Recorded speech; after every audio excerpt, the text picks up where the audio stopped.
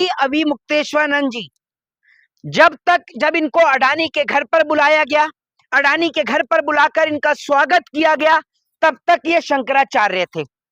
फिर प्रधानमंत्री इनके आगे नतमस्तक हुए, प्रधानमंत्री ने अपना सर इनके आगे झुकाया, तब तक भी ये शंकराचार्य थे। लेकिन जैसे ही इन्होंने गौकशी के मुद्दे को उठाया, इन्होंने गौ हत्या के मुद्दे को उठाया और इन्होंने कहा कि भारतीय जनता पार्टी के यानी भाजपा के राज में जो गौ मांस का जो निर्यात है वो बड़ा है और गौ मांस पर प्रतिबंध लगाया जाए और गाय को राष्ट्रीय पशु घोषित किया जाए, वैसे ही भारतीय जनता पार्टी में खलबली उठनी शुरू हो गई।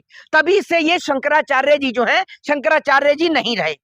एक बात आप मुझे बताइए, जिस देश के अंदर देश की आधी आबादी इस बात की गुहार लगाती हो कि गाय को राष्ट्रीय पशु घोषित किया जाए, तो आखिर जब आप ये कहते हैं कि हमारी ये जो सरकार है ये हिंदुत्व की सरकार है, तो गाय को राष्ट्रीय पशु घोषित होने से कौन रोक रहा है?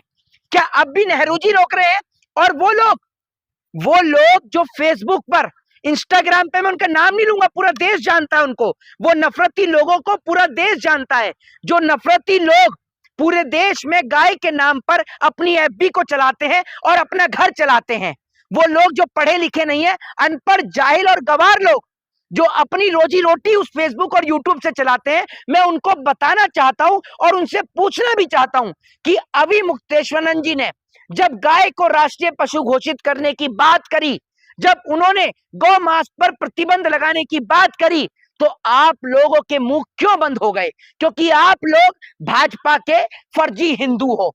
आप लोग हिंदू नहीं, आप भाजपा के हिंदू हो। और भारतीय जनता पार्टी के राज में जब गाय को राष्ट्रीय पशु नहीं घोषित किया जा रहा, तो आपको लग रहा है कि भारत को हिंदू राष्ट्र घोषित कर दिया जाएगा?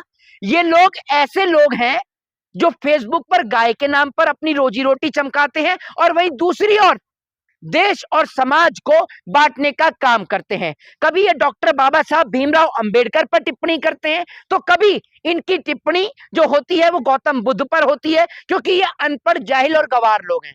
ये बाबा साहब के संविधान की ताकत नहीं जानते और जब इन्हें कुछ नहीं मिलता तो घूम फिरकर ये अपनी रोजी रोटी को चमकाने के लिए गौ के नाम पर आ जाते हैं। आप इनको सड़कों पर घूमते हुए देखते होंगे कि कभी किसी ट्रक के आगे कुछ फेंक ट्रक को रोक रहे हैं, लेकिन इन्हें वो ऑफिशियल बूचड़ खाने जिनका लाइसेंस सरकार ने उनको दे रखा है, उन बूचड़ खानों पर जाने की इनकी कोई हिम्मत नहीं है। मजाल है कि ये भाजपा के हिंदू, ये भारतीय जनता पार्टी के हिंदू एक बार भी प्रधानमंत्री से ये सवाल कर लें कि आपकी राज्य में सरकार है गोवा में, वहां गाय क्यों कट रही है, वहां गौ को क्यों काटा जा रहा है? आपकी सरकार उन तमाम राज्यों में है जहां पर गौ कशी होती है, जहां पर गौ की हत्या होती है और गौ के मांस को बेचा जाता है। लेकिन मजाल है ये उस सरकार से सवाल कर ले, क्योंकि मैंने पहले भी कहा ये हिंदू नहीं, ये भाजपा के हिंदू है। जो भाजपा का हिंदू भाजपा के आते ही खतरे में भी आ गया। और बड़ी बात ये कि इस प्रकार से तो किसी सरकार के राज में साधु और संतों को नहीं मारा गया, जिस प्रकार से मोदी सरकार के राज में शंकराचार्यों के ऊपर आक्रमण हो रहा है। योगी जी कह रहे हैं कि शंकराचार्य हिंदुओं को कमजोर कर रहे हैं। नहीं मुझे आप ये बताओ, अगर गाय को राष्ट्रीय पशु घोषित कर देंगे तो हिंदू कमजोर हो जाएगा? है ये अपने आप को जो योगी कह रहा है, ये योगी है? बताइए आप मुझे। नहीं, कहां से? अगर गौ को राष्ट्रीय पशु, वो तमाम जो हिंदू लोग हैं, जो भाजपाई हिंदू हैं, मैं उनसे पूछता हूं कि अगर गाय को राष्ट्रीय पशु घोषित कर दिया जाएगा तो क्या हिंदू कमजोर होगा? है क्यों नहीं करते गाय को राष्ट्रीय पशु घोषित? गाय अगर राष्ट्रीय पशु घोषित हो जाए तो इस देश के अंदर एक बड़ा जो विवाद है वो समाप्त हो जाए।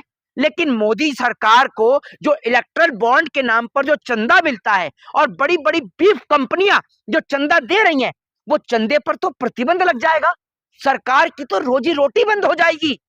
तो सरकार कहां से इन पर प्रतिबंध लगाएगी? अभी आपने देखा है कि देश की गरीब जनता गरीब से गरीब हो रही है। ये भाजपा के अंधभक्त, इतने छेद जितने ओजोन लेयर में नहीं होंगे उससे ज्यादा छेद इन विचारों के कच्चे में है। वहीं देश के प्रधानमंत्री की आय में 82% का इजाफा होता है, उस पर कोई चर्चा नहीं है। मुझे एक बात आप मुझे बताओ, ये जो योगी आदित्यनाथ बोल रहे हैं कि हिंदुओं को कमजोर कर रहे हैं, ये हिंदुओं को कमजोर कर रहे हैं। अगर गाय को राष्ट्रीय पशु घोषित करवा रहे हैं तो हिंदू कमजोर हो रहा है? बताइए ना आप मुझे।